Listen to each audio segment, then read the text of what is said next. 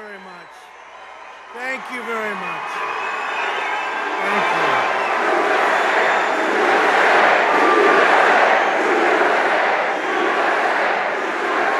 Thank you very much. Yeah, go ahead, sit down. We'll be here for a little while. Sit down. Thank you also, Lee Greenwood. Thank you to Lee Greenwood. But I'm thrilled to be in Arizona with thousands of patriotic young Americans who stand up tall for America and refuse to kneel to the radical left. That's true. That's true. There is something going on. You feel it, right? You feel the spirit? You know, the other night, a speech I made on Saturday night in a very good place, and we had a great evening, and the ratings came out, you saw that, on television. It was the #1 show in Fox history for Saturday night. #1. Ratings. For them, it's all about the ratings. I know that the other folks back there, CNN and MSDNC, I know they're very happy. No, they're very happy to see that Fox had the #1 show. This is the #1 show in the history of Fox News. That's pretty good. Saturday night. Let us also show our appreciation to my good friend Charlie. I'll tell you, Charlie is some piece of work. Who is mobilizing a new generation of pro-American student activists. That's what you are, and really smart.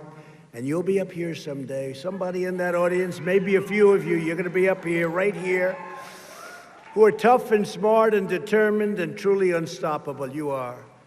I want to thank also Kimberly, and I want to thank my son. Boy, I watched my son. I got here. Wow. I said, what's this all about? He's good. And people like him. People like him a lot. To everyone here today and watching live all across our country, thank you for bravely defending our nation, our values, and our great American heroes.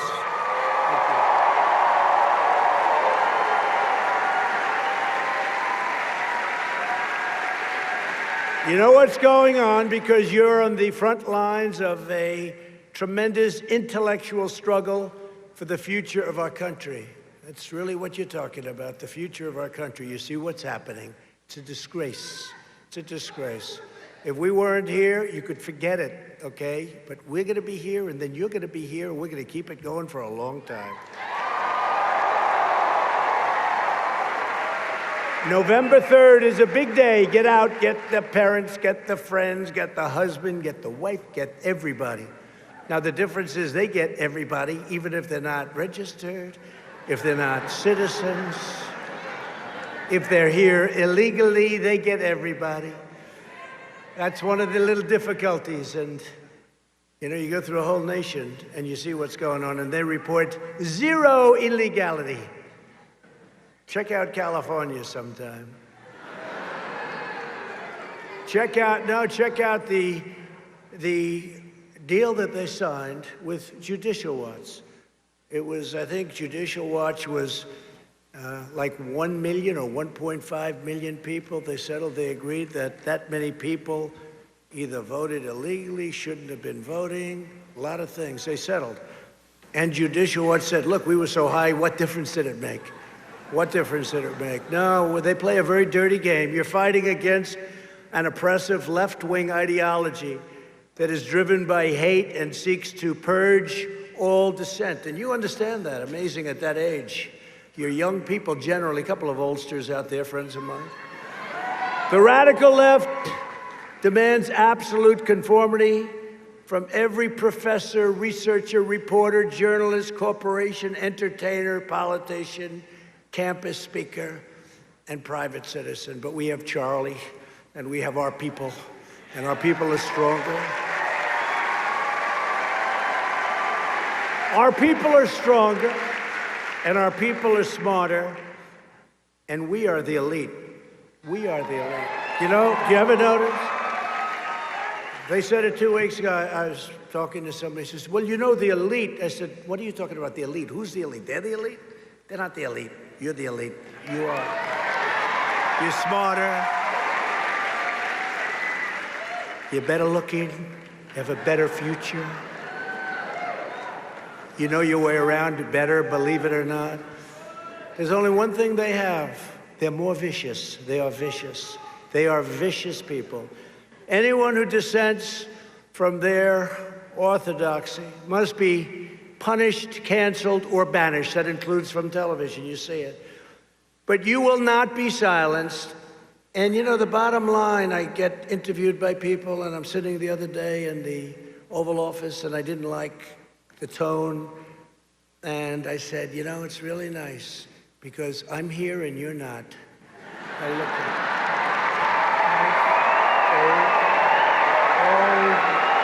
the Oval Office. And I've said it before. You're the courageous warriors standing in the way of what they want to do and their goals and standing up for faith and family, God, country, and freedom. Freedom.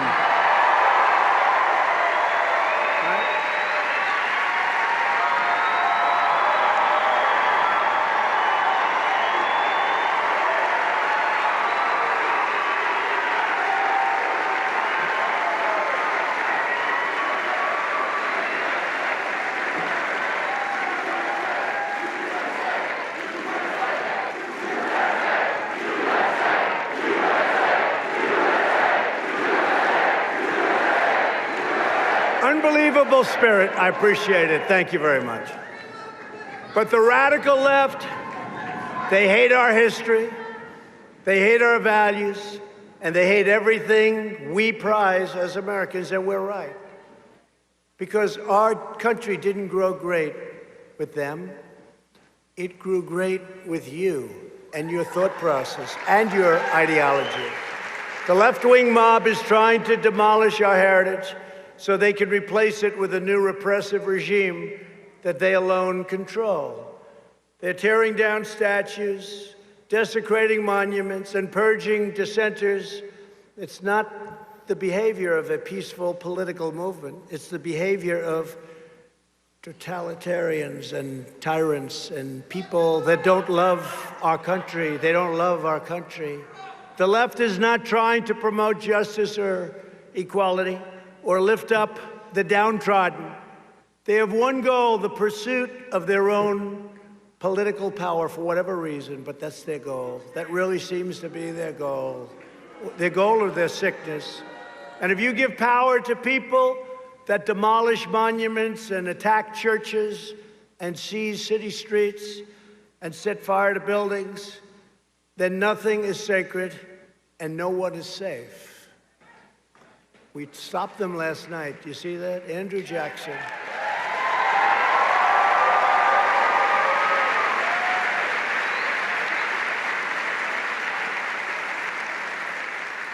And brought some to jail, and others are going to jail.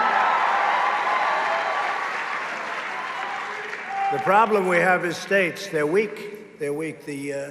Many of the governors, many of the mayors, you see what's going on. And it's, by the way, just so you understand, it's all liberal Democrat states. Could you imagine if Sleepy Joe ever became president, this country would be a mess. They would rip down everything, everything. Sleepy Joe. And he wouldn't call the shots. He would have nothing to do with it. Lock him in the Oval Office. Let's just do what we want to do. That's why, and you know, today he's with Obama, President Obama. It only took him, how long, a year and a half to endorse him? What did it take, a year and a half to endorse him? Even after he won, he didn't endorse him for a long time. And he's fighting for Sleepy Joe. You know, he really feels strongly about it, so strongly that he was fighting. He wanted everybody to win, but Joe won. But if you remember in my campaign, he fought harder than crooked Hillary. President Obama fought me harder. He said, you cannot let him win. You cannot this. He was all over the place. I said, this guy's spending all of his time campaigning against me. Who won? That's right.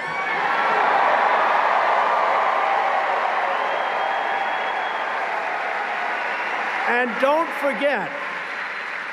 forget, I'm only here because of him and Biden.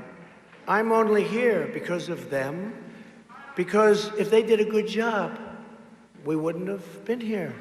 There would have been no reason. So I'm only here because of President Obama and the job he did, and Sleepy Joe Biden and the job that he didn't do, other than he did a good job for his son. Did a good job for his son. No, but I'm only here because of them. Otherwise, I wouldn't be here. People were very unhappy. The fake news doesn't report it. They were very unhappy. There was tremendous dissent, tremendous anger. A lot of people in this audience, I can tell you. But we're here today to declare that we will never cave to the left wing and the left wing intolerance. We will never surrender to mob violence. And we will uphold American freedom, equality, and justice for every citizen of every background. Very strong. That's who we are. That is what we believe. And that is why we must prevail on November 3rd. We have to prevail. Get out there.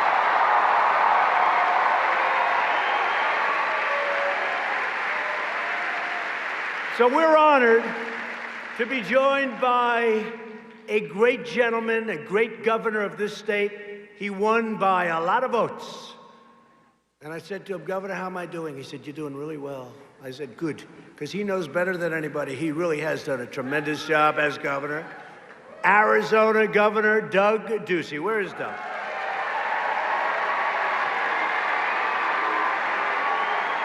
Thank you, Doug. Thank you. And somebody who we need to keep in the Senate, a woman who works very hard. I just got back from something you like, the border wall, Martha McSally. Martha, please. Thank you, Martha. Thank you. Thank you. Thank you, Martha. We got to get her in. And Mark Kelly, who she's running against, is very weak on China and lots of other things. If between Biden and Kelly and these people, they get in, China will own this country, and they don't own us at all. We have done great. Before the plague set in, before the plague came over, right? It came over. We were doing the greatest. We had the greatest economy we ever had, the greatest job numbers we ever had. The greatest of everything. There wasn't a thing where we weren't number one. We were beating them, and they were having a tough year. 67th, it was one of the worst years they had in 67 years. And we were doing great. And then they said, there's a plague coming over from China. Here it comes. What a disgrace. What a disgrace. And now you saw last week the jobs numbers, the biggest ever. You saw the retail sales numbers, the biggest ever, number one. And we're going to have a very good third quarter. And interesting, we're going to have a good third quarter. And right when those numbers are announced, you have your election. So that's hopefully a sign from up there. But I think we're going to do very well. And they are trying to do their best to keep the country shut down and closed because they'd love those numbers not to be good. But there's not a lot they're going to be able to do about it. Not a lot. But we want to get Martha in, and I want to thank Martha for being here. Governor, I want to thank you for being here. I want to thank you for being such a great friend, too. Thank you. And we also have some of your warriors, great representatives, and they fought with me on the impeachment hoax, one of the great hoaxes based on a telephone conversation that was perfect. I'm the only one that got impeached in history, hopefully will be the only one, that got impeached over a perfect telephone call, like perfect. Perfect. This was like the perfect call. I said, wait a minute. I said, we don't need lawyers, just keep reading. Thank goodness we had it transcribed. It was very good that we had it, because remember Adam Schiff got up and he made up a phony story. He made up a phony story. It's what they're all about. I said it before, they're vicious. Paul Gosar, stand up. Paul, where's Paul? Paul, stand up, Paul. Paul, great guy. There's a man, I spoke to him this morning, Andy Biggs. Andy. Great guy. Thank you, Andy. Freedom Caucus. Now that Mark Meadows is our great chief, he's our chief. Mark Meadows. By the way, Mark Meadows is here too. Let's have it for Mark Meadows. Where's Mark Meadows? But Andy took over and the Freedom Caucus is doing great. Thank you. Thank you, Andy. Somebody I got to know very well during the hoax. Debbie Lesko. She's great. That's another one. Oh, there she is. She just stood out on television. It was like she popped. She did great. I said, "You're so lucky you know me, Debbie." Because she really was one of the people, she stood out. Thank you, Deb. Thank you. Another warrior, David Schweikert. David, thank you. Thank you, David. Thank you.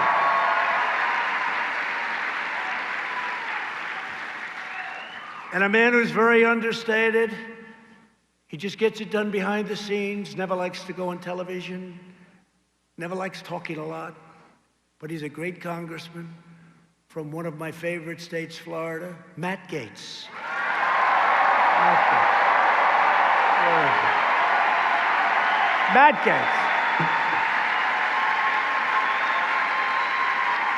Gaetz. He keeps it low-key and simple, right? No, actually, he keeps it up and not simple. But he's great, and he does a fantastic job. Thank you, Matt. Along with a lot of great people, Arizona Treasurer Kimberly Yee. Kimberly, thank you. House Speaker Rusty Bowers. Rusty. Rusty, thank you, Rusty. Thank you. Senate President, wow, that's a big deal. Karen Fann. Thank you. So, Madam President, how am I doing in Arizona? Okay? She says yes. She knows. She knows. And Navajo Nation Vice President Myron Lazier. Thank you. I also want to recognize a truly courageous woman, Angel Mom. Is a friend of mine, too, by the way. One of the first people I met when I announced I was going to run. What she has gone through with illegal immigration, nobody will ever go through. Hopefully, nobody ever has to go through. Unfortunately, people will have to do it. But she is one of the first people I met, and she lost a magnificent child to an illegal immigrant, and it's just a horrible thing. And she's spent her life, the last long period of years fighting and fighting and fighting, and people have gotten to respect her greatly. Mary Ann Mendoza, wherever you might be.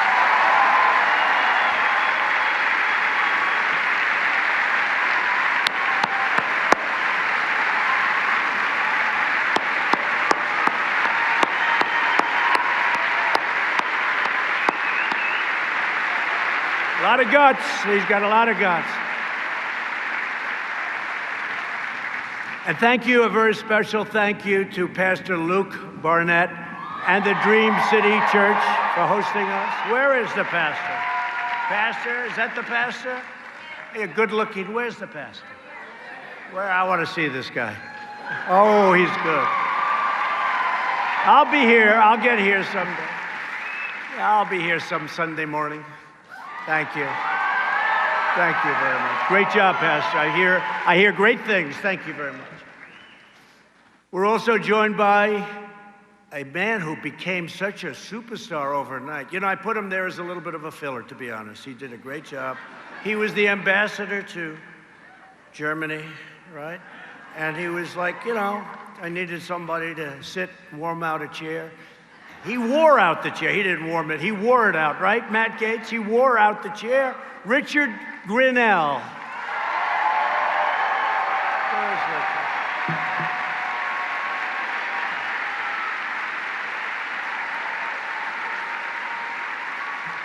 What a guy. Where's Matt? No? Say hello. You are fantastic.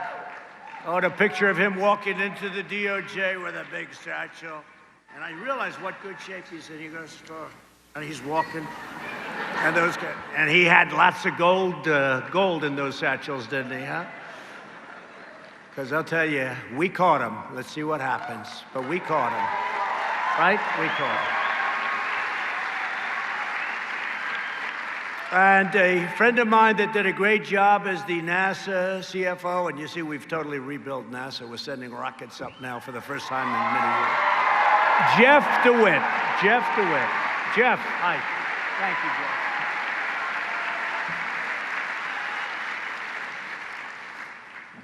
Everyone in this room is bound together by a shared set of moral principles and enduring truths. We believe the United States of America is the greatest and most righteous nation that has ever existed.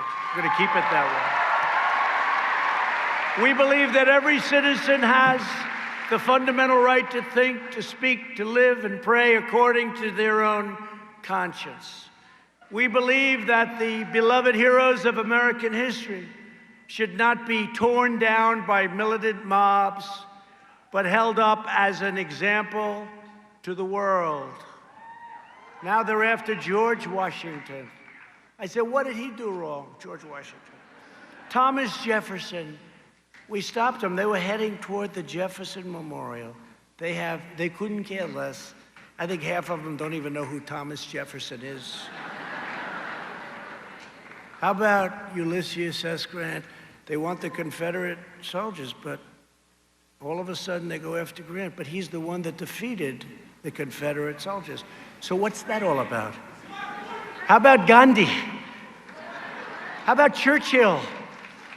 You know, Churchill, because this is going outside of our country now. No, we'll stop it, don't worry. Just don't worry about it. 10 years is a long time to spend in prison.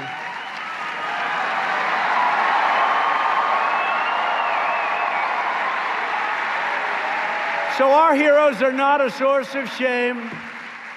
They are an example and something that you can all look up to, a true example of greatness, a point of pride, and we will honor them and cherish them forever. We will cherish them. And we have to cherish our past. We have to cherish good or bad. We have to understand our past. We have to understand our history. Because if we don't know our history, it could all happen again. Have to know our history.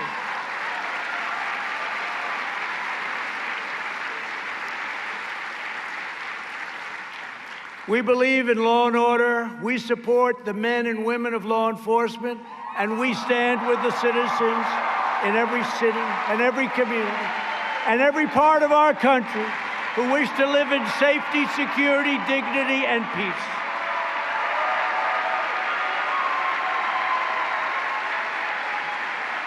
And we know that American patriots don't bow down to foreign powers. We don't back down from left-wing bullies. And the only authority we worship is our God.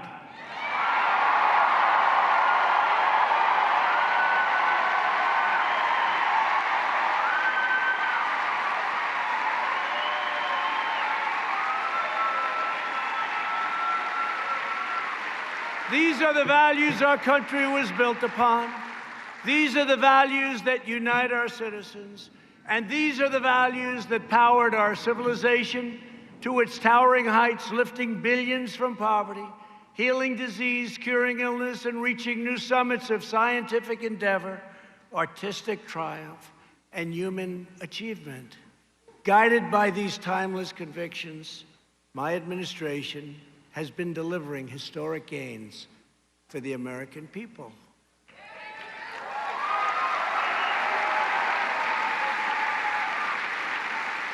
Like no one has ever done in the first 3.5 years of a presidency. Not even close. It's not even close.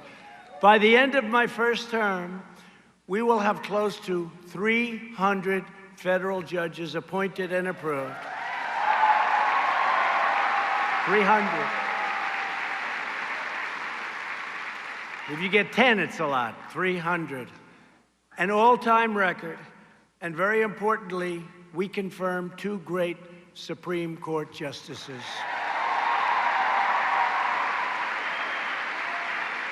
And we have to win because obviously we need more justices on the Supreme Court.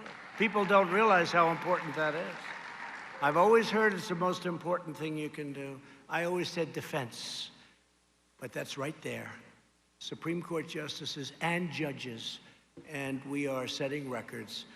We've spent over $2 trillion to completely rebuild the awesome power of the United States military. And I very proudly created the 6th branch of the United States Armed Forces, the Space Force.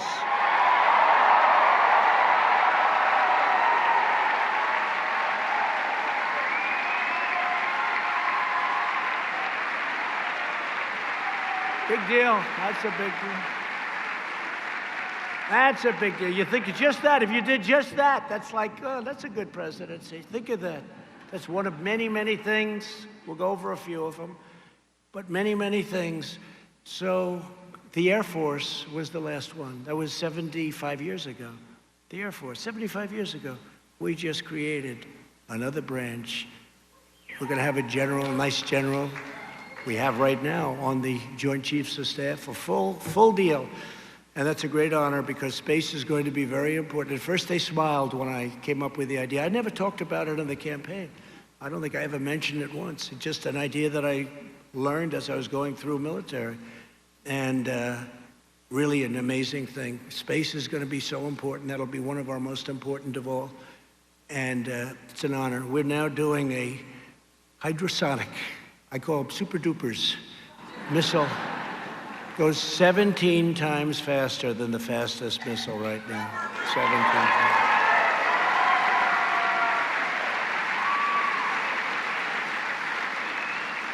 We passed VA choice, a big deal. And VA accountability, a big deal. They've been trying for 50 years, almost 50 years on both. Accountability, they couldn't fire people that treated our vets badly. Now we can say, you're fired. Oh, by the way, you had a big deal. That's right. That's right. You had a big deal in Arizona. I've been reading about it for years now, Doug, where they had somebody stealing in the VA, and they caught him cold, like 500,000, right? That's a lot. They stole 500,000. They couldn't fire him. They couldn't fire him. So between the unions and civil service and all of the things, they couldn't fire him. But we made it so that you can now say, you're fired, get out. Right. And they'll give our veterans the care they so richly deserve. You know, choice is so big. Instead of waiting for a week, 2 weeks, 5 weeks, you have no idea how bad it was. If they have to wait, and they have great doctors, we have great doctors in the VA. If you have to wait, if for any reason there's a delay, you go outside, you get a doctor, you get fixed up, we pay the bill. And it sounds expensive, it's cheap. It's cheap. We save money. Most importantly, we save lives. People would get online and they're okay, not feeling well. By the time they see a doctor, in some cases, they are terminally ill. It would take weeks and weeks. And now we have VA choice. And that's why you see good stories. 91% approval rating. Okay, 91% approval rating. VA choice. Nobody thought we were going to get that one done. We passed the largest package of tax cuts and tax reforms, and we passed the largest number of regulation cuts by a factor of many times. No other administration, even though in some cases 8 years and in one case more, nobody has cut regulation like we've cut regulation, not even close. And it's one of the reasons we did so well before the plague, and we're doing so well after the plague. It's going away. We eliminated Obamacare's unfair individual mandate, which punished young Americans like you for the privilege of not buying bad health insurance. That's really what it was. You had the privilege of not buying, and you had to pay for it. Not too good, so we got rid of it. That was a big deal. That was one of the most unpopular things anywhere or on any subject. We will always protect people with pre-existing conditions, and you have Martha's pledge that she is going to do that also. So we're going to do that. And the Democrats can't make that pledge because they're going to raise your taxes like crazy. I never heard, you know, all my life, I think Doug can maybe explain it, but Doug, all my life, I'd watch. And the best politicians, they want to cut taxes, not raise taxes. All of a sudden, we're in an age where things are very different, let's face it. Ripping down statues. One of the things is the Democrats want to raise your taxes to a level that nobody can even believe. And it won't be nearly enough to pay for what they want to do. You talk about bad health care. It's just going to be a disaster. But they want to raise everybody's taxes. I always thought it was supposed to be the other way, right? But let's see how they do on November 3rd. I don't think they're going to do too well. We passed Right to Try to give critically ill patients access to life-saving cures so they don't have to travel all around the world and see if they can find. And we've had tremendous success with that. Right to Try, very proud of it. They've been trying to get that one done for 40 years. And I've just come from the Arizona border, Yuma, where we marked the completion of over 220 miles of brand new, beautiful border wall.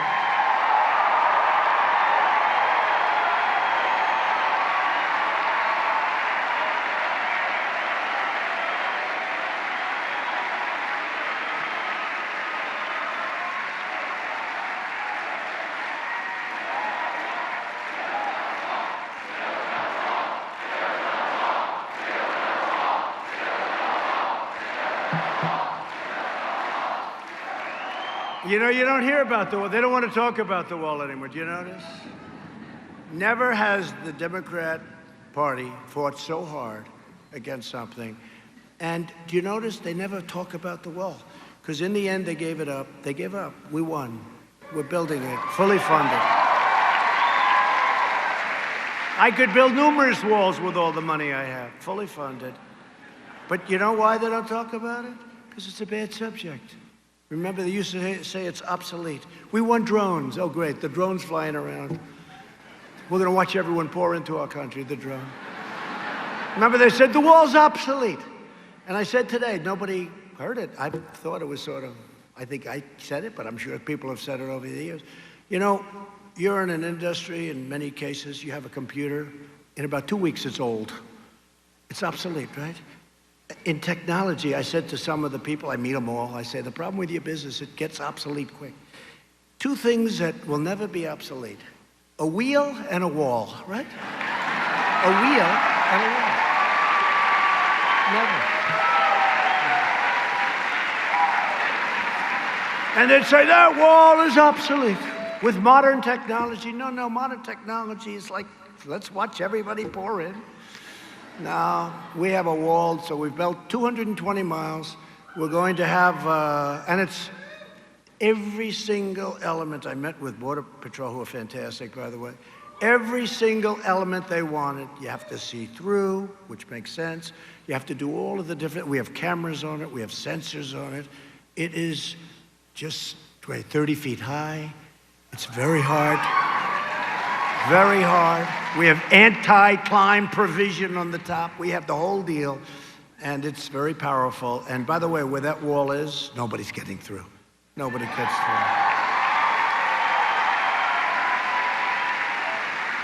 We put a chunk, California, off the record. California was saying, please, can we have the wall? This is California. You know, they didn't want the wall. They didn't want the wall. But they wanted the wall, right? Because right next to San Diego is a wonderful town in Mexico. You know the town, I won't mention the name. But they're heavily infected with COVID. Did you ever notice? I said the other night, did anybody see my speech the other night on Saturday night? Yeah. So, what I said the other night, there's never been anything where they have so many names. I could give you 19 or 20 names for that, right? It's got all different names. Wuhan.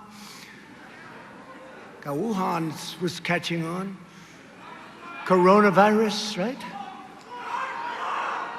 Kung flu, yeah. Kung flu. COVID, COVID-19, COVID. I say, what's the 19? COVID-19, some people can't explain what the 19. Give me the COVID-19. I said, that's an odd name. I could give you many, many names.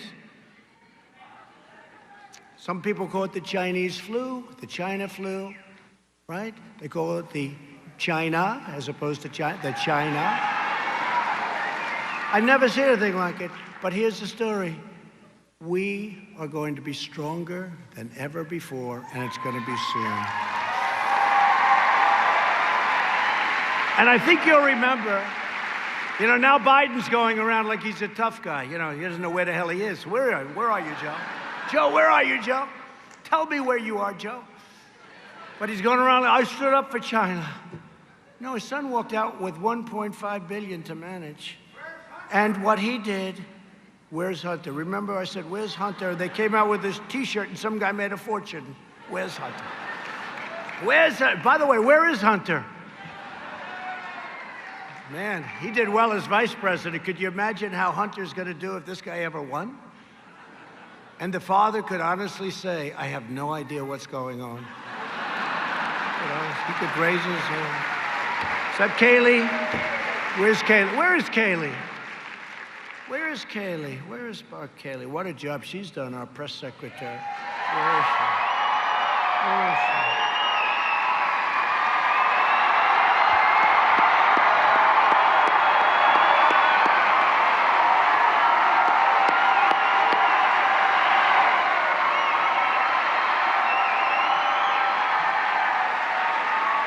Everyone's doing well, our press secretary, these press secretaries.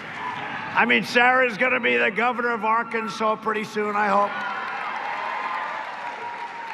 Sean's got his own show, and this one here, she could run whatever the hell she wanted, but I said, don't run. Don't run, just stay here. We like the job you're doing. No, we're doing great. I stood up to China like no other administration in history. For decades, they've ripped us off. They ripped us off like nobody, and I charged them a little thing called massive tariffs. We took in billions and billions of dollars. They devalued their currency. You know, they like to say our people paid. No. Our people didn't pay. They devalued their currency in order to pay it. And they also put money out there. Otherwise, they wouldn't have been able to sell their product. But what happened for many years, there's nobody ever that ripped off the United States like China. Nobody. So now we did a deal, but you know, the ink wasn't dry when the plague flew in. The ink wasn't dry. The deal was great. Everybody was happy. I was thrilled. $250 billion worth of purchases over a short period of time. All great. But the ink wasn't dry, and we got hit by the plague, so I'm not too happy about that. But the long, slow surrender is over, because today and every day we are putting now America first. America comes first.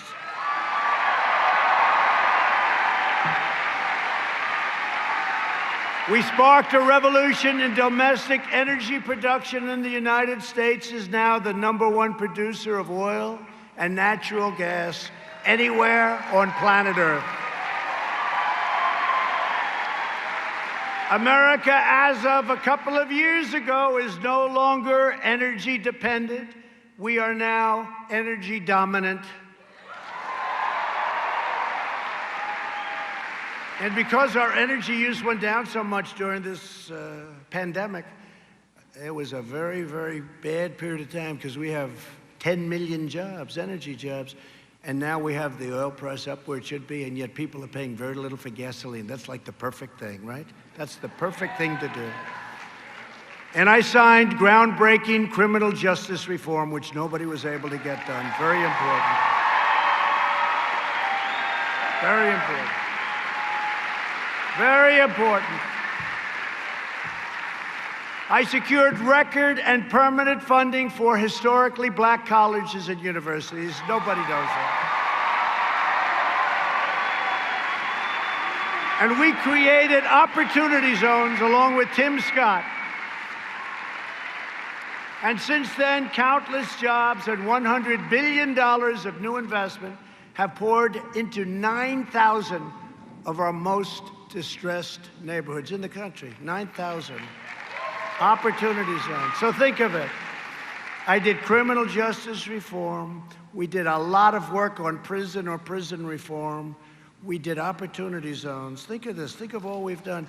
And we've taken care of the black colleges and universities, and nobody talks about it.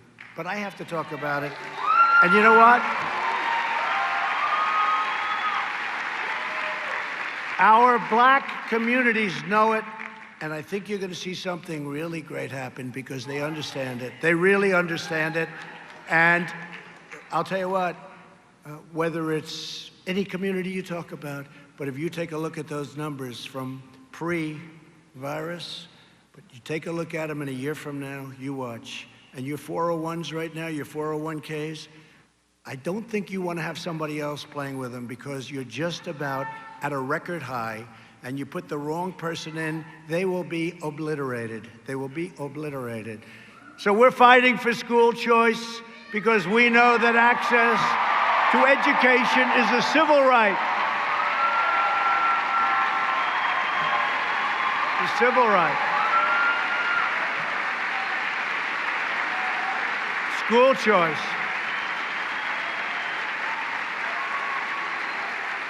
Did you ever see two parties so diametrically opposed to each other? I mean, it's who can be opposed to that? But it's so important, but the Democrats will never, ever allow that to happen. Last month, we returned American astronauts to space aboard American rockets for the first time in nearly a decade. And the United States will be the first nation to plant our beautiful American flag on planet Mars.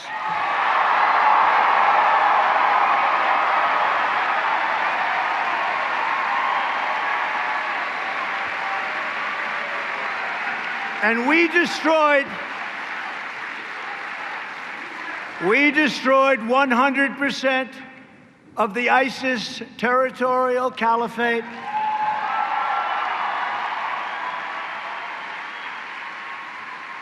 And the savage terrorist monsters, al-Baghdadi and Qasem Soleimani, they are both dead. 100%.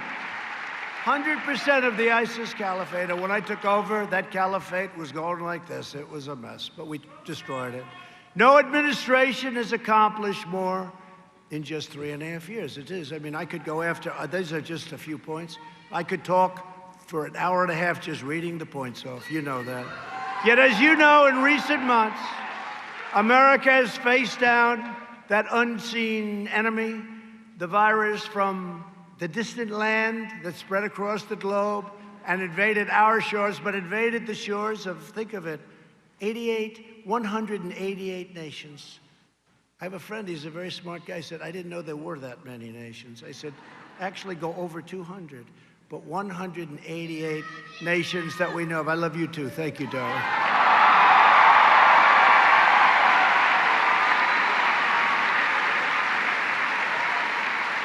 Thank you. And tomorrow the fake news will be said, he said he loves somebody. He said he loves somebody. Terrible. Terrible. I'll be in big trouble, the fake news. They are terrible people. Who are the people that stood up? I just want to stand up, please. Who said, I love you? Let's, whoa.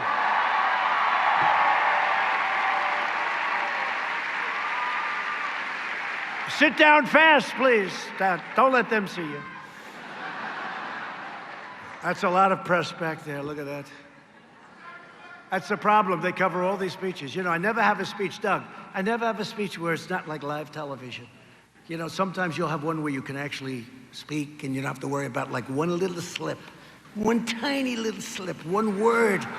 You could say 10 speeches, one little word, they'll say, he's lost it. No. You know who's lost it? Sleepy Joe has lost it. Sleepy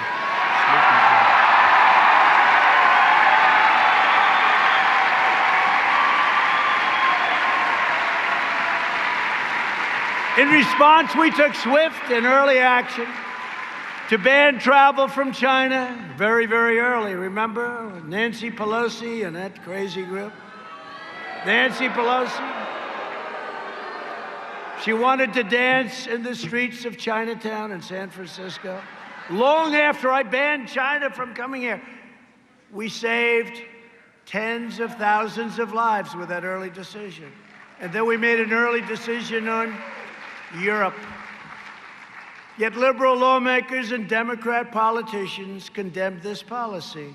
The left rejected science in favor of their fanatical devotion to open borders. They want open borders, not just our southern border. This is why the left is so dangerous.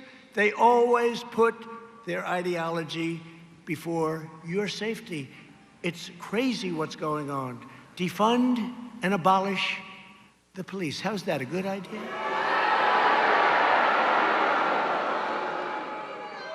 You know, I passed a set. I was in the White House, and there was this set, and it had Dems say, think of it, defund and abolish. I said, what are they going to defund? No, I said, it says defund and abolish. I said, what? What are they going to defund and abolish? I thought it was going to be something. They said, the police. I said, oh, great. I just won the election. That's great.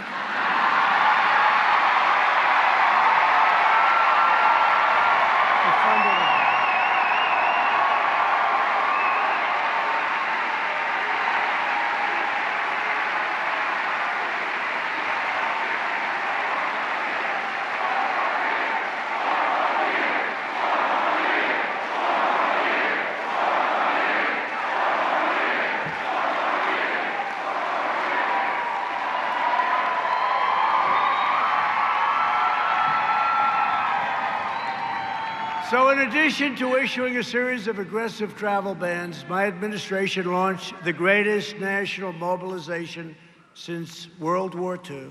We have done such a great job with this, between the ventilators and all of these things, including testing. We're testing so much. We're now up to 27.5 million tests. I thought it was 25 because it seemed like 25 million. 27, they just told me. 27.5 million tests. Now, when you have all those tests, you have more cases. So the news conference said, they have more cases. Well, yeah, if you're going to do 20, and if, let's say, other countries do 1 million, 2 million, big countries, 3 million. Now, 4 weeks ago, Germany was at 3 million tests. So I don't know what they are now, but I know they're not anywhere near where we are.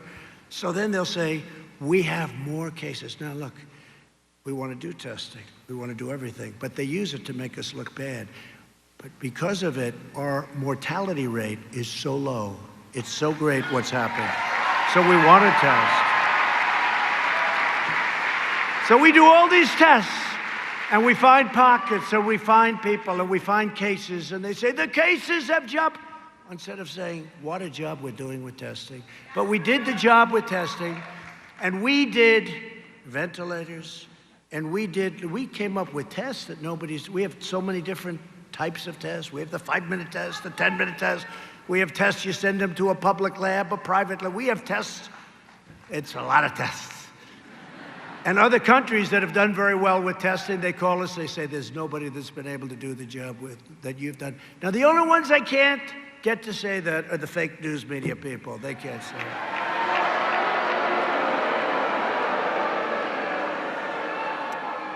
Someday it'll be recognized by history. Someday. But our actions and your selfless sacrifice, and that's what it was, saved hundreds of thousands of lives. We had to do it.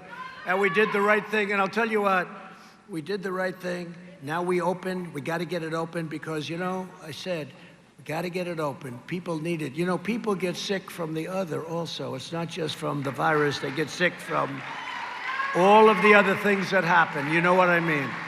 We cut through red tape to accelerate breakthrough therapies and vaccines. We're going to have a vaccine very soon. We distributed 1.5 billion pieces of personal protective equipment. We unleashed the medical and logistical power of the United States military. And thanks to our efforts, not a single American who needed a ventilator has been denied a ventilator. That's impossible. That's impossible.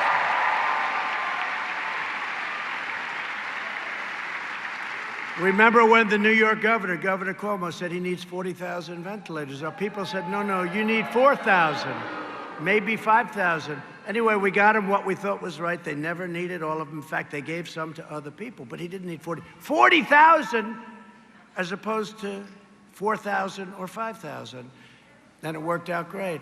Then he wanted a hospital built in the Javits Convention Center. We built it, but he didn't use it. He could have used it for the older people. It was brand new, not infected, no infection. Then he wanted the boat. He wanted the boat to come up. The beautiful, beautiful hospital ship. You know what that is called, right? And it came up. They could have used it for senior citizens. They didn't use it. And it's a shame. It's a shame. It's a shame. We're now the chief ventilator producer anywhere in the world. We're helping other countries with ventilators because ventilators are very hard to make. They're very complex. They're big. They're expensive. And many countries are calling us, asking for help. They need ventilators, and we're able to do it because we're making thousands of ventilators. Think of this, thousands of ventilators a week. And to rescue the U.S. economy, which is happening now, we passed over $3 trillion in relief measures. We suspended student loan payments and interest for college students.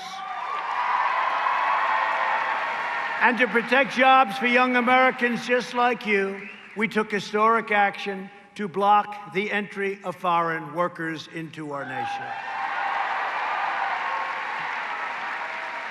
And we believe that companies should hire American workers and American students first. They have to hire. We got to go American. We got to go American. You know, we were down to 3.4, 3.5% unemployment, and that's one thing. But now we got to get it back to those numbers. Then we can think, right? Then we can think about taking people in through merit, only through merit, or mostly through merit. I better say mostly because they'll say that's a terrible thing. You know, you can't make a little bit of a slip. They'll say, he said only. What about this? What about that? Generally speaking, we like merit, okay? We want American students to fill American jobs. That's the biggest difference between us and the left. We know that our first duty is to take care of our citizens. Make America great again.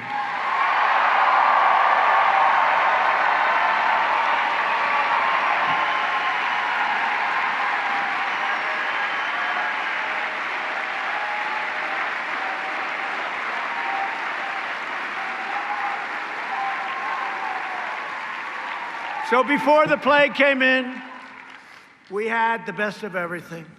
We had the best interest rates. We had the best unemployment rates. We had the best job numbers ever. We had everything. Unemployment for African Americans, Hispanic Americans, Asian Americans had all reached the lowest rates ever recorded in the history of our country.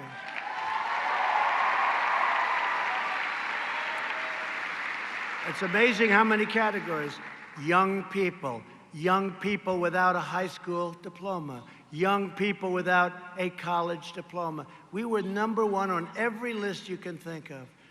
Women, 75 years. Not as good, I'm sorry. But it was getting ready to hit the all-time. Women, it was the best in 75 years, so I have to apologize. Can you believe that? We did the best in 75 years, and I apologize to women. But we were ready to hit the all-time, and then we got hit by something that should have never happened because they could have stopped it. Young people had seen their wages rise by more than 10%. They've never seen anything like that.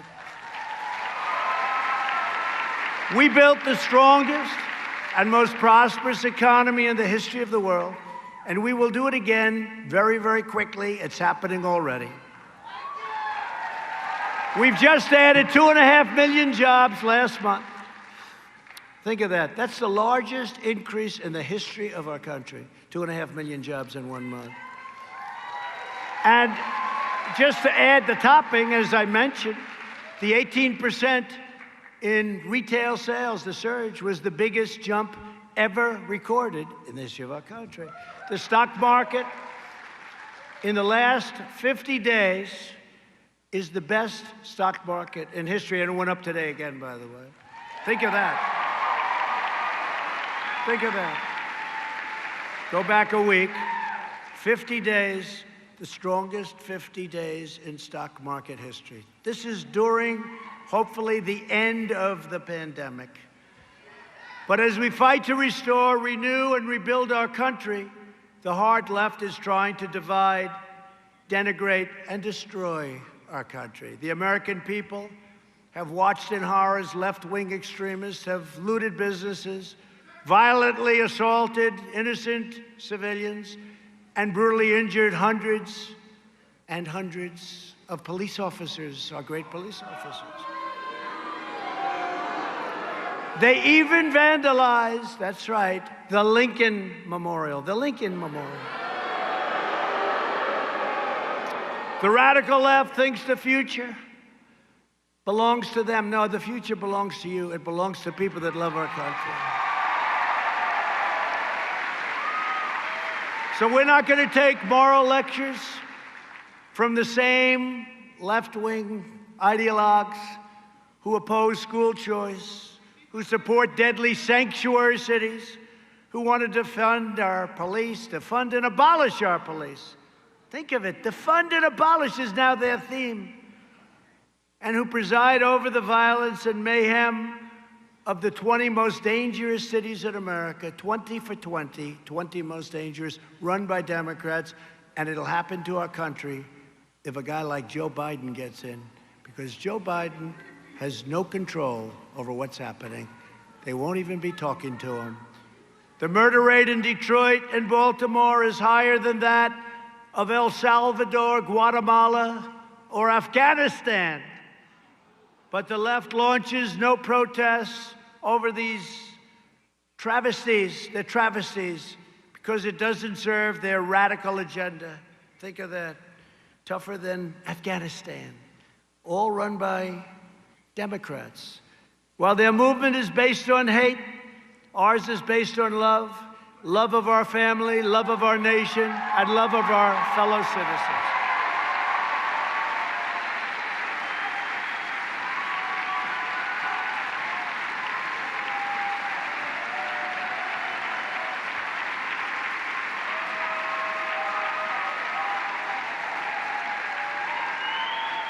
We embrace the noble vision of Reverend Martin Luther King Jr. and believe that people should not be judged based on the color of their skin, but the content of their character.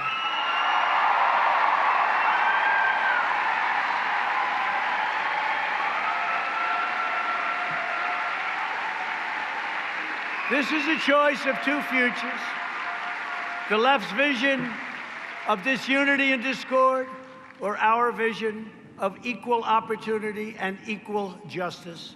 Every American should take a long look at the bedlam in Seattle, because that's exactly what will come to every city near you, every suburb and community in America, if the radical left Democrats are put in charge. They want to abolish ICE. Do you have any idea how patriotic ICE people are? I know them. They are very tough. I agree. They're very tough. I agree. They like to fight. I agree. But you don't want to do it. Look, I'm looking at some pretty tough guys right here. Look, you're not going to do it. He's not going into an MS-13 nest, swinging now. These guys are tough. They're smart. They're getting them out by the thousands. They're taking MS-13 out of our country by the thousands. They want to abolish ICE, get rid of ICE, abolish bail. They want no bail anymore. Just, we put you in for murder. It's okay. Come back whenever you have a chance. You see what's going on in some places like Philadelphia, what's happening in Philadelphia, what's happening in other cities. Look at what's going on in Chicago. What's that all about? Chicago is a great city. But they want to abolish borders and abolish every police department in the country. The Democrats are also trying to rig the election by sending out tens of millions of mail-in ballots, using the China virus as the excuse for allowing people not to go to the polls. Hey, we have a virus coming. We have to send, think of it, California. He's going to be sending out millions and millions of ballots. Well, where are they going? Where are these ballots going? Who's getting them? Who is not getting them? A little section that's Republican. Will they be stolen from mailboxes as they get put in by the mailman? Will they be taken from the mailmen and the mailwomen? Will they be forged? Who is signing them? Who's signing them? What, are they signed at a kitchen table and sent in? Will they be counterfeited by groups inside our nation? Will they be counterfeited maybe by the millions by foreign powers who don't want to see Trump win because nobody has been tougher on trade or making our country great again? Nobody. No, mail-in ballots is a disaster for our country. It's going to end up in a big fight. You know, look, just forget about all of this stuff. Forget about speeches and teleprompters and all of that. They send out millions of ballots. Who's getting them? How are they delivered? Who's not getting them? Think of it. It's going to be fraud all over the place. And if you look right now, look at all of the disputes they're having on mail-in ballots. A friend of mine, who's a great guy, had a son who passed away 7 years ago. 7 years ago. He came to see me the other day. He said, they just sent to my son, Robert, a mail-in ballot. He died 7 years ago. There's no way they can control that. With mail-in ballots, you introduce something in the middle of an election year, and you have something where it's very complex. You have no time to fix this very complex process. It's very complex. This will be, in my opinion, the most corrupt election in the history of our country, and we cannot let this happen. They want it to happen so badly. We believe in the sacred principle of one person, one vote, and that's why we are fighting for the integrity of our elections. Absentee ballots are fine. Absentee ballots are fine. Like I live in the White House, and if I can't get to Florida, or you live wherever you live, you can't. But you have to go through a process. Some people just can't make it to a polling station, and they have good reason, but they have to go through this process in order to verify their identity. People went to the polls and voted during World War I. They went to the polls and voted during World War II. We can safely go to the polls and vote during COVID-19.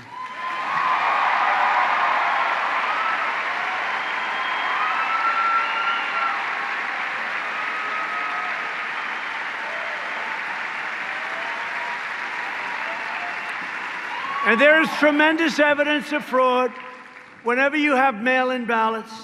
And frankly, if we are really going to protect our elections, and some people don't want to hear this, we must have voter ID.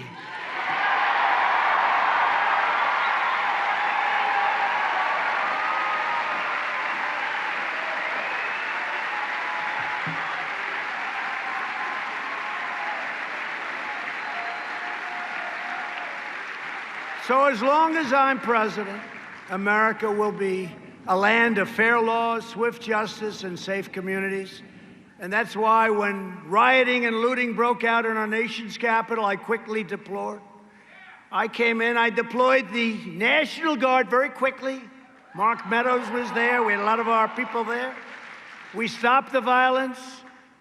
We saved that incredible statue, you saw it last night, and restored peace and order to the streets, although I will tell you they did great damage to the cannons that were on the ground. They did great damage, but we'll get them fixed. We'll get them fixed. Lock them up, yeah, lock them up. It's incredible how they can do it, incredible. Well, they did damage. We're lucky, we just got there in time. You saw the ropes going up? We got there just, and I'll tell you, law enforcement did a great job. They rushed him. They rushed him.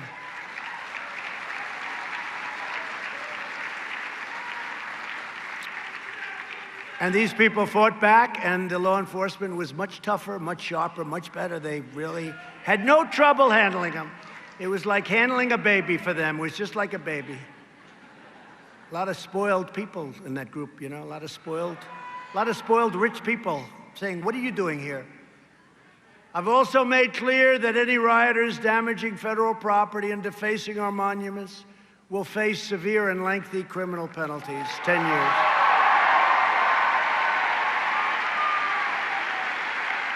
Many of the young people here today have had your own encounters with left-wing extremists such as Antifa. Joining us today are two students from North Carolina State University, great place, great state, Chris Thomas and Jack Bishop. Please come on up, fellas, come on up.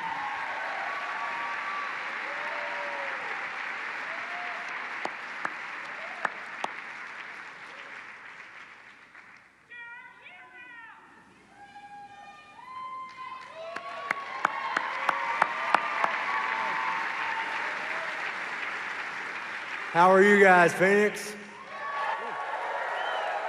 Awesome. Listen, thank you so much, Mr. President. It's great to be out here in Phoenix. This is the first time I've ever been here, and I've got to say it's been the experience of a lifetime. And listen, I'm going to keep this short and sweet. I just want to say that conservative censorship on campus is real, and it's happening all across the country all the time. This past year at NC State, we were having an event for NC State, and we were posting advertisements in our free expression tunnel where you're allowed to paint whatever you want. We were making some advertisements, and we had about 20 socialist thugs roll up from Antifa and from the Young Democratic Socialists of America. Now, for our trouble, of course, they rolled up and attacked us, and they started spraying all over the work that we had just done. And for my trouble, I stood the line and tried my best to keep them from defacing our ads. And for my trouble, I was spray painted in the eye. Yeah. And unsurprisingly, of course, the school did nothing. There's a surprise. And they let Antifa run roughshod over our event. They let them in the room with us. They were protesting, screaming so loud that you could barely hear the speakers the entire time. And of course, NC State, like many administrations across the country, does the will of the radical left. Meanwhile, conservatives across the country are punished and blacklisted merely for expressing our own opinions. We're ostracized and ousted with no support whatsoever from the administration. But let me tell you, when administrations across the country do the will of the left and cater to the mob, it's our duty as conservatives to stand up and to fight for our rights and to fight for our nation and to fight for our God.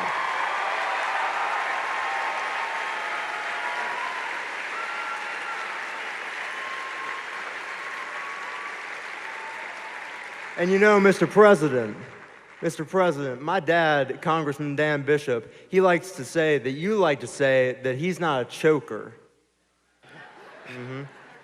And let me tell you, Mr. President, us college conservatives, we ain't chokers neither.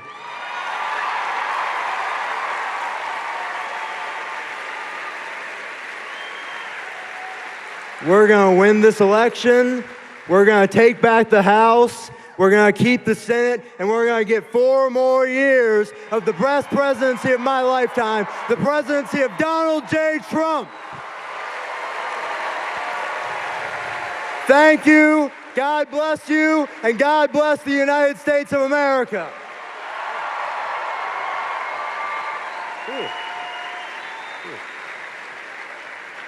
Mr. President, thank you so much. It is an honor to be here with you today. Thank you for giving attention to our situation when the mainstream media back there wouldn't touch the story. Conservatives across this country are treated different every day by their professors and other students on campus. I was mocked by a leftist on my campus, not for my conservative beliefs, but for a medical condition I have that impacts my hair growth and my ability to sweat. I learned that when these leftist ideas fail, they resort to personal attacks because they have no facts to back up their radical beliefs.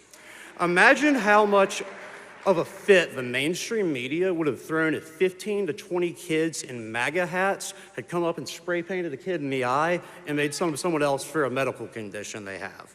Our school, North Carolina State, did not do anything about this. They didn't discipline them, and it was no coincidence that the Antifa logo showed up on the Free Expression Tunnel the next day.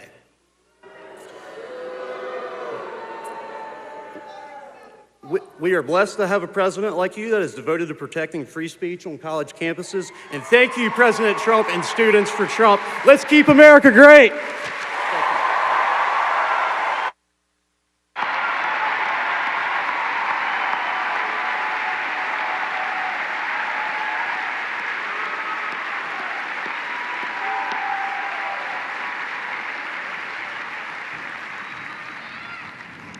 Great job, fellas. Thank you. So, I signed an executive order, as you know, and based on what I'm just hearing, you should maybe be talking to Charlie or somebody around here about defunding that school, because that's can't do that. That's exactly what the executive order was based on. So you talk to the people, maybe have your father call. His father's a great congressman, done a great job. So say hello to him. But you talk to them. That's exactly what it was for. We did something that was radical, but it wasn't radical to me. You have to be heard. And if you can't be heard, let's talk about it, okay? As the radical left inflict violence on American streets, they're also waging war on timeless American values like freedom of speech, which is what we're just talking about. Anyone who dares to speak the truth is canceled, censored, deplatformed, fired, expelled, harassed, abused, boycotted, deprived of a livelihood, or even physically assaulted. Those times will be changing very soon. You can judge a movement by its behavior, and the young patriots here today don't destroy property. You don't burn buildings. You don't punish dissenters. And you don't try to erase the people with whom you disagree. It's called civilized people. You're civilized people.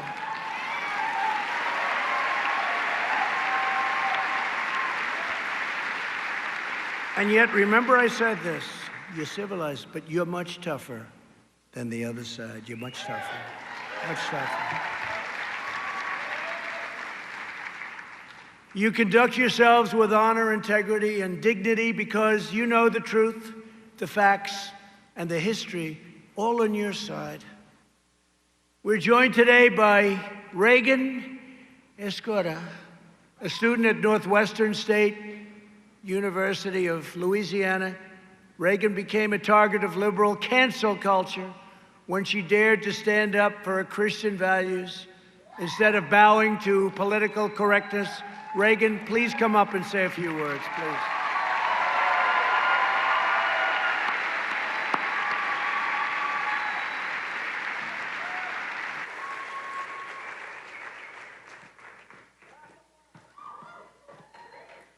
Well, thank you, Mr. President, for being here today with all of us and for inviting me up here to tell of my experience with cancel culture.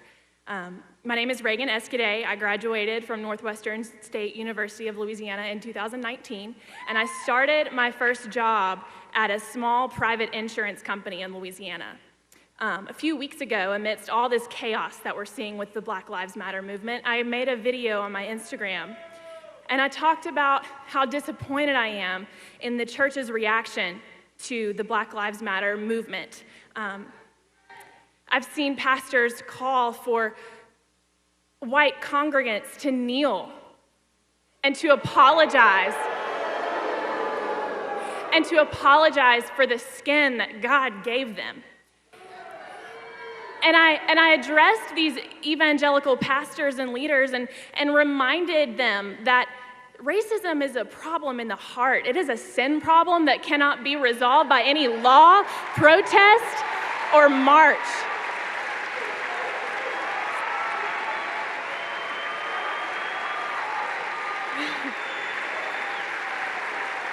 And so, of course, my leftist followers didn't appreciate this message at all. I had my name blasted all over social media, and people told me, you know, I'm ashamed to have ever called you my friend. I've lost all respect for you. I love y'all. And so an ex-coworker of mine made a post on Facebook about me, calling me racist and homophobic, and she listed my place of employment and called for people to call my employer and have me fired. There were death threats made to the owners. There were threats to knock down the building. Law enforcement had to get involved. And due to the crazy reaction from the leftist mob, my employer told me that they came to the conclusion that they needed to terminate my employment. But here's the thing.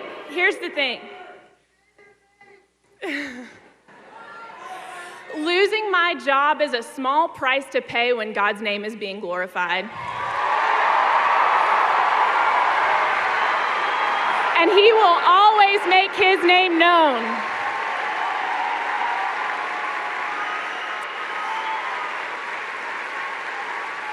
But I share this story with you. I share this story with you because what happened to me is just a small example of something that's happening on a much larger scale in our nation.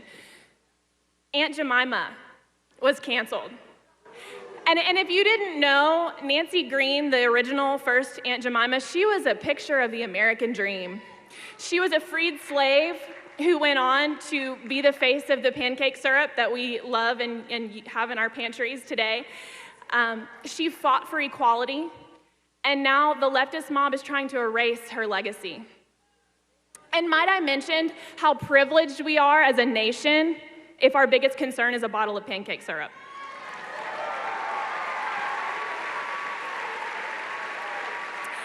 And more recently, we're seeing a call for statues of Jesus Christ to be torn down. Now, I'm a little confused here because last week Jesus was a social justice warrior, and this week he's the face of white supremacy. And Jimmy Kimmel has been calling our president racist for years, and it turns out he's the racist.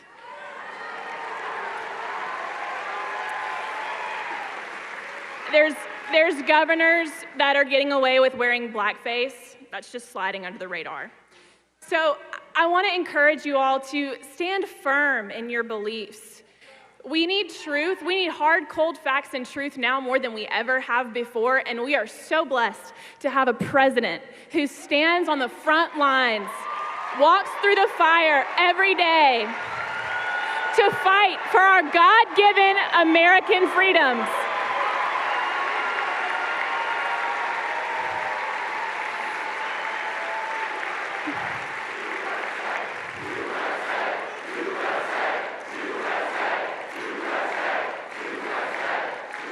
Do not apologize to the mob. And thank you, President Trump, for never apologizing to the mob, for always standing firm, for being here for the American people, and for fighting for our best interests, because you are the change that we need to see in America. Thank you.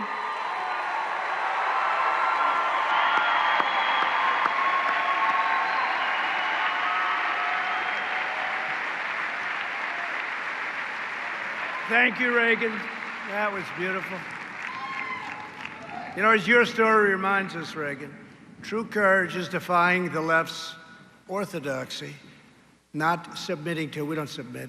Nobody should be submitting because we're winning and we're going to win, but you don't submit. The fake news, progressive companies right there, they're right back there watching us, and other institutions merely towing the left-wing line have sacrificed their intellectual credibility and professional integrity. They have very little integrity left. Some of them have none. You're the ones taking real risks. You're showing real guts and making a virtuous stand. With the rise of social media, massive multinational tech companies have tried to clamp down on American democracy. That even means on me. And as everyone knows, they're using their enormous power to silence conservative voices. You know that. It's not even close. I don't even think they're hiding it anymore. To protect our democracy, I signed an executive order to remove legal protections for social media companies that unjustly censor American citizens.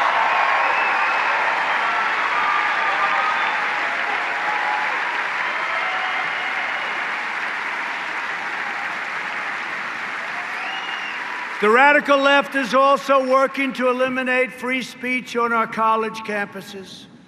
With us today is Nia Moore, a student at the University of St. Thomas in Minnesota, who has experienced this persecution firsthand. Nia, please come up, please.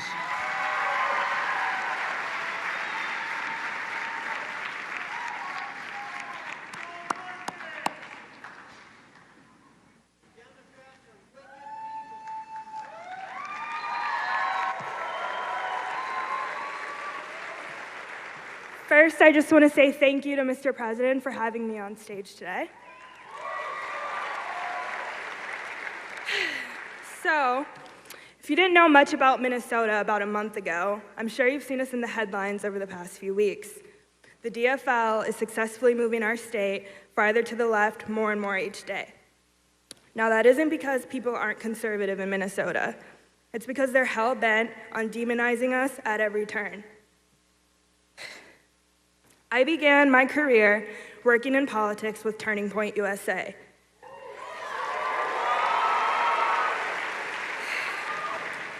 Unfortunately, due to the leftist culture of my campus at North Hennepin, we were shut down almost immediately and were refused official recognition. I was told by the faculty that political groups were not welcome on campus. However, they had multiple leftist groups that supported the Black Lives Matter movement, they were pro-abortion, and they advocated for Bernie Sanders. I know. Our governor, the mayor of Minneapolis, and the representative of the 5th Congressional District in Minnesota are all Democrats. But for whatever reason, the Republicans and the president take the blame for what has taken place. Unfortunately, the murder of George Floyd has created absolute chaos in my state of Minnesota. They have, sorry, I lost my place.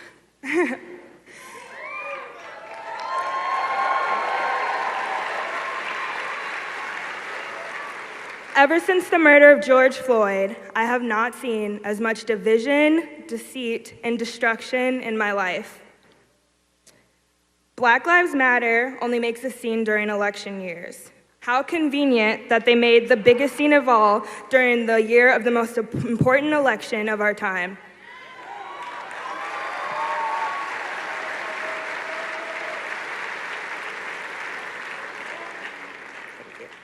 Black Lives Matter is only about police brutality once every 4 years. In between, they're heavily funding a push for leftist and LGBTQ+ agendas.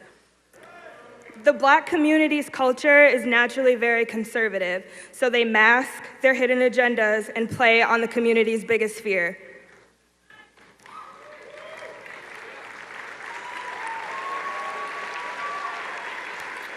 If Black Lives Matter truly cared about Black lives, they would not have allowed the riots to destroy Black businesses and Black communities.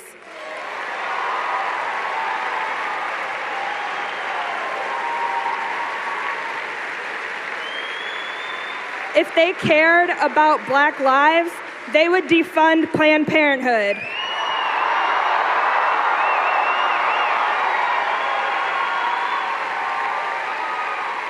If Black Lives Matter cared about Black lives, they would address the astronomically high numbers of Black-on-Black crime in inner cities.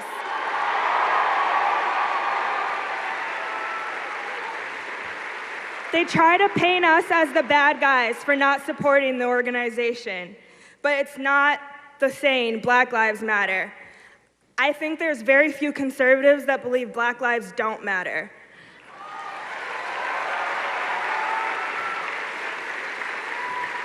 We do believe Black Lives Matter. We just believe they all matter, not just the lives the left chooses to exploit.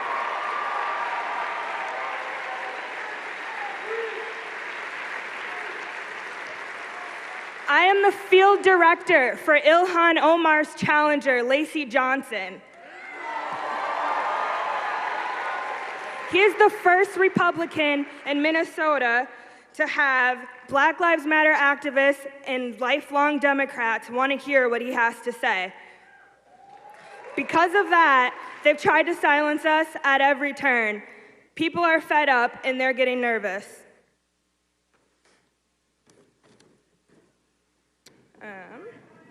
They will stop at nothing to keep their hold on us, even if that means lying to the very people they're supposed to represent.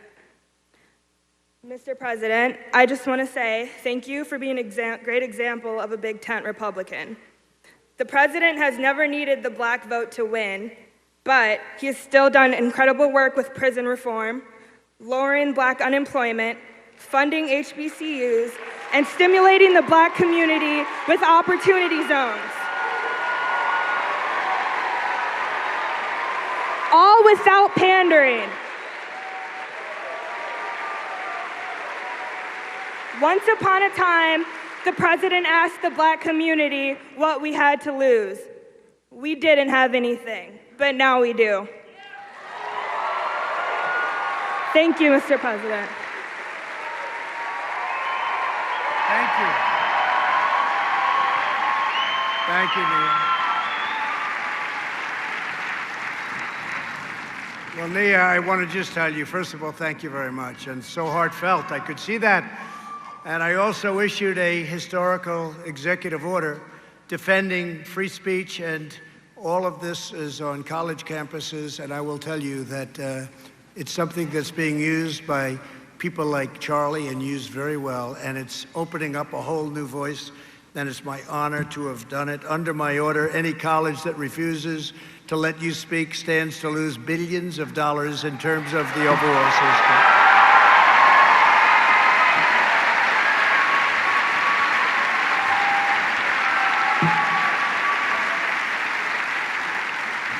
So we've done a lot. We've really gone very far. We've taken it to a level that nobody's ever taken it, and it's my honor to have done it. It's people like you that I do it for. When you think about it, it's people like you. You're going to be the ones. You're going to be the ones that are at the crossroads of history. That's where you are right now. You're at a crossroads.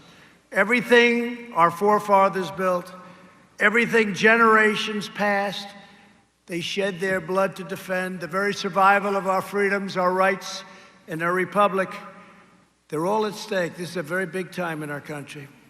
It's a time like perhaps no other. But standing here before you today, I have never been more confident that America will rise to new heights of greatness and glory, because your generation is proving that your hearts are filled with the fire and the fervor of true American patriots.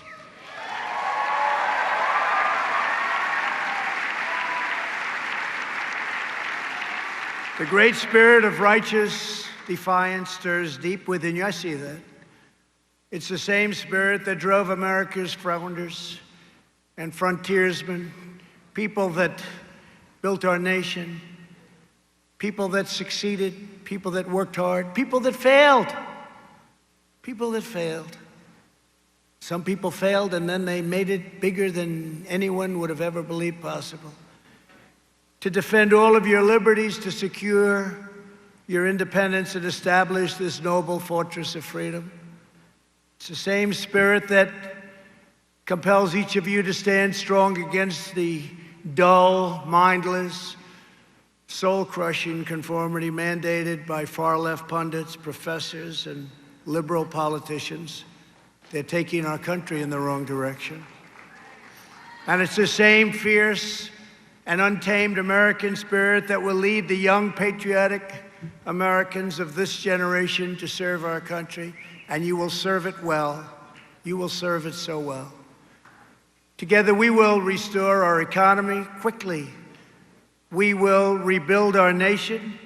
We will revitalize our cities. We will take back our universities and colleges.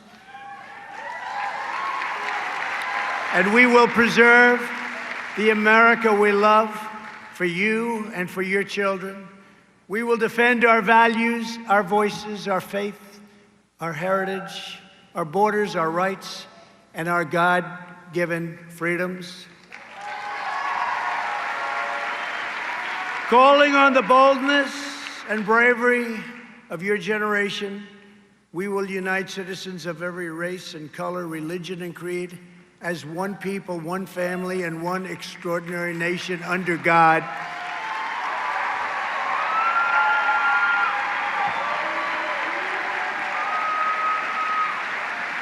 And with your help, this moment will be a turning point in American history that will be remembered and celebrated for generations to come.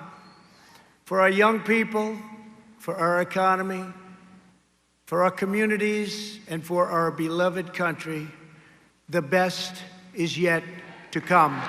Thank you, God bless you, and God bless America. Thank you very much. Thank you.